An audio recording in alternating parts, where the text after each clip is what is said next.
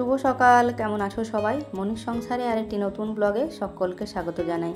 আশা করছি যে যেখান থেকে ভিডিওটি দেখছো সকলেই খুব ভালো রয়েছো। আজকের দিনটা হচ্ছে শুক্রবার আর এখন থেকে ভিডিওটি শুরু করলাম। পুরো ভিডিওটার সাথে থেকো, আশা করছি তোমাদের খুব ভালো লাগবে। প্রতিদিনের মতো সকালবেলা ঘুম থেকে উঠেই হচ্ছে নিজের কাজে লেগে পড়েছি। তো এদিকে হচ্ছে চাটা বসিয়ে দিলাম আর মেয়ে গেছিলো হচ্ছে ও টিফিনের জন্য একটা কেক নিতে। তো এই যে ছোটো ছোটো কেকগুলো একটা নিয়ে আসলো, দিয়ে ও প্রথমে তো ওই বড়ো টিফিনটা নিয়েছিল, তবে পরে আবার বললো যে না এত বড়োটা নেবো না, ছোটোটাতে নেবো না, ছোটোটাতে নিয়েছিল আর কি। আর এই যে মেয়ে আর আমি এখানে চাটা খেয়ে নিলাম। তারপর ওর বাবার সাথেই গেছিলো স্কুল, মানে ওর বাবাই গেছিলো পৌঁছাতে। আর ওই যে মেয়েকে স্কুলে পৌঁছাতে গিয়ে ওর বাবা নিয়ে এসেছে সাথে করে এই যে মাছগুলো। সকাল সকাল একটা বিরক্তিকর কাজ যাকে বলে, এবার এটাকে নিয়ে আমাকে বসতে হবে। কি জানো তো, এই ছোটো মাছ বলো এগুলো না ধুতে অনেকটা সময় লাগে। খেতে তো ভালো লাগে কিন্তু ধুতে অনেকটা সময় লাগে। আর সত্যি কথা বলতে আমার এই ছোটো মাছ বলো শাক বলো এগুলো না ভীষণ বিরক্ত লাগে এই কাজগুলো করতে আমার। এবার এই মাছটা নিয়ে আমাকে কতক্ষণ ধরো বসে থাকতে হবে। দেখলাম যে কলের জলটা পড়ছে, তো ভাবলাম যে বাইরে গিয়ে, এখন বৃষ্টিটাও পড়েনি, তো ভাবলাম বাইরে গিয়ে আর কি মাছগুলো ভালো করে ধুয়ে নিই। কারণ ঘরের মধ্যে বড় মাছগুলো মোটামুটি ঠিক আছে, কিছুটা আঁশ ছাড়ানো থাকে, একটুখানি ধুয়ে নিলে হয়ে যায়। তবে এগুলো তো অনেকটা সময় লাগবে।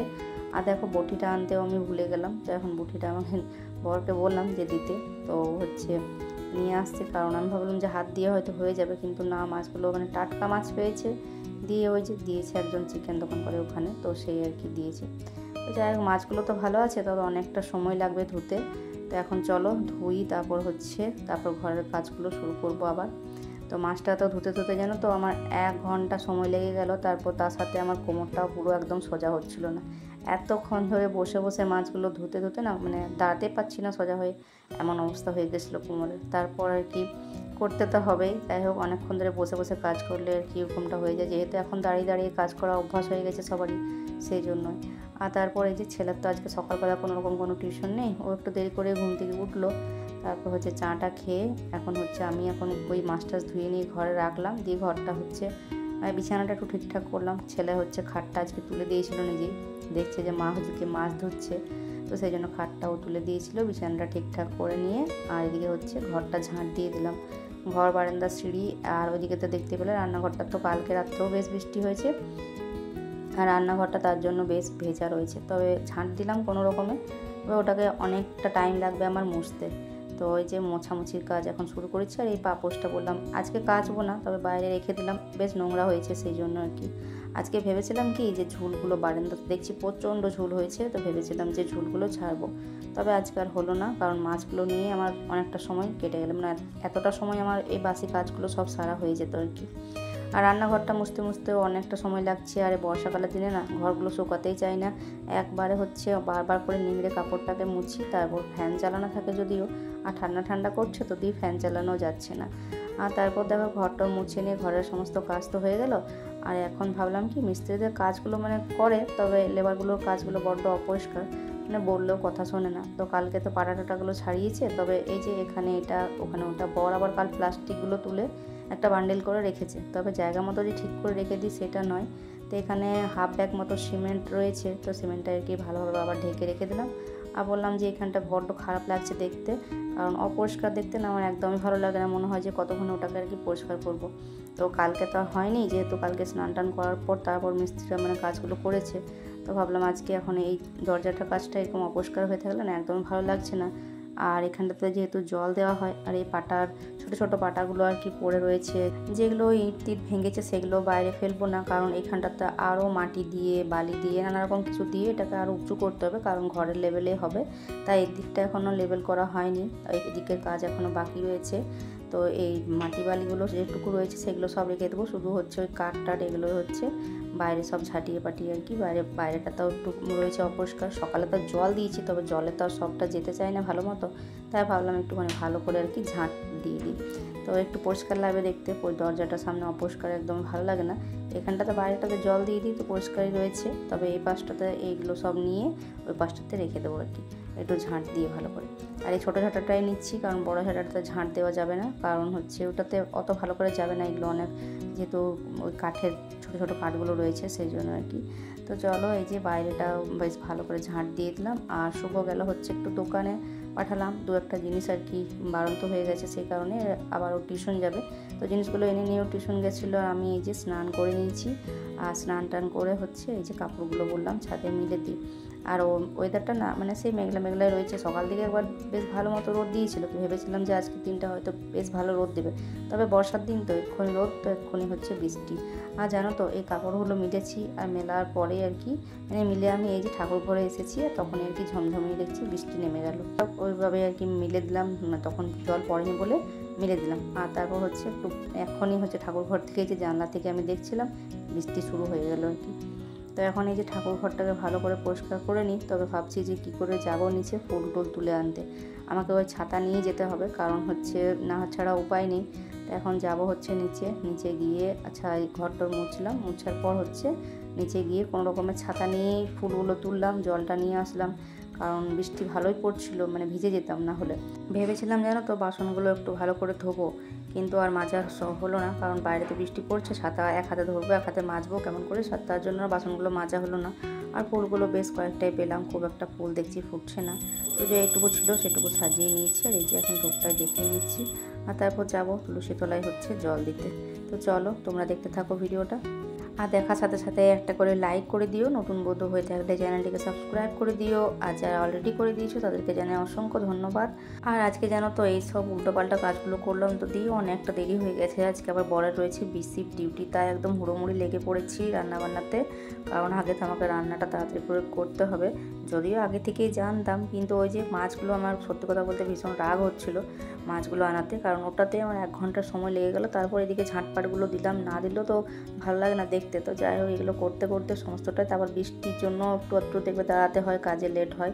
তো এই করে আর কি বেশ মানে একটু দেরি হয়ে গেছে। একটু আগে হলে তাড়াতাড়ি করে হতো, এতে আমার হড়বড়িটা একটু বেশি হবে। একদিকে হচ্ছে মানে একা হাতে মানে সব দিকটা সামাল দিতে একটু হুড়োমুড়ি লেগে যাবে আর কি।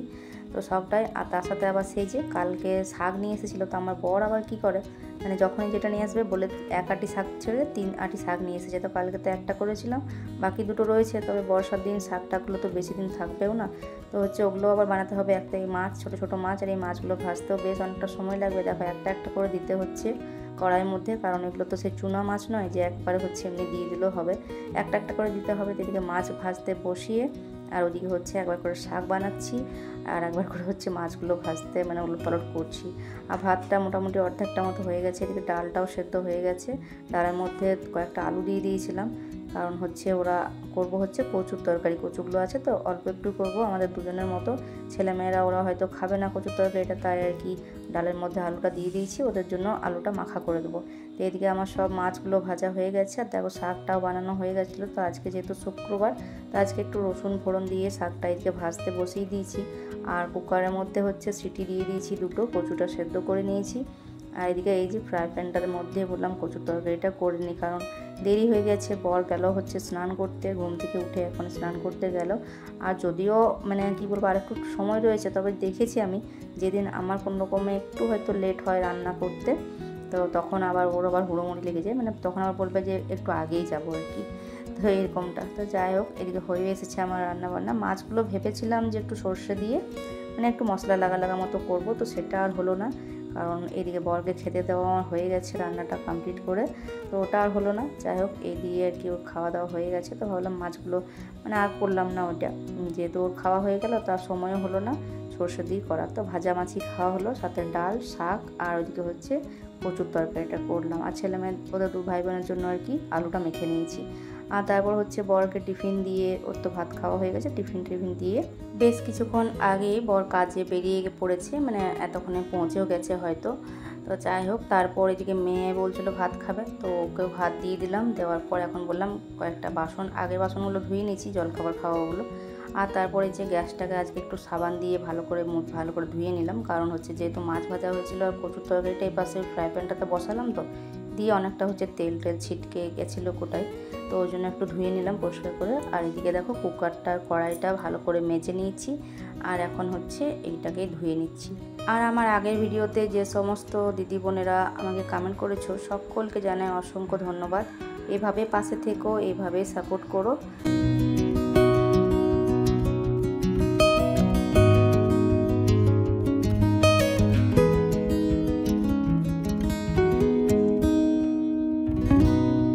ওই যে সকালবেলাতে ছাতা নিয়ে ফুল তুলতে গেছিলাম, তো ছাতাটা যেমনকার তেমন মানে ফেলে রেখেছিলাম তখন তাড়াহুড়োতে, তো অমনি আর কি পড়ে রয়েছে। কেউ একটা কাজও মানে কোনো কিছু করবে না যে এটা একটু ভালো করে রেখে দিই যাতে জলটা একটু শুকিয়ে যায়, তো ওটা একটু শুকাতে দিয়েছিলাম, যেহেতু যখন তখন রোদ দিচ্ছে, যখন তখন বৃষ্টি নামছে। তো ওটা দেওয়ার পর আবার বেশ কিছুক্ষণ বসে বসে একটু ফোন দেখছিলাম। আর এখন হচ্ছে দুপুরে খাওয়ার সময় হয়ে গেছে, দুপুরে খাওয়া দাওয়া সেরে বাসনগুলো ধোয়ার পর আর তারপর চলে গেছিলাম ছাদে। তো কি বলতো, এখন হয়েছে কি, মনে হয় যে একটা লোক যদি সব সময়ের জন্য ছাদে বা যেখানে কাপড় মেলা থাকবে সেখানে যদি থাকে না, তো খুব ভালো হয়। কারণ বাসনগুলো ধুতে ধুতে মেয়ে বলছে মা মেঘ করেছে, আর সবসময় না তাকিয়ে দেখতে হয় যে এই বুঝি বৃষ্টি পড়ছে, এই বুঝি কাপড়গুলো ভিজে গেল, এরকম একটা ব্যাপার। তো এই যে ছাদে আমি এলাম, আমার সাথে তো আমার মেয়ে এলো, আবার ছেলেও আসলো নতুন ছাদটা দেখার জন্য। তো আসলো, তো বললাম কয়েকটা পেয়ারা দেখতে পেয়েছি, তো বললাম পেড়ে দিতে, তো পেড়ে দিল আর কি।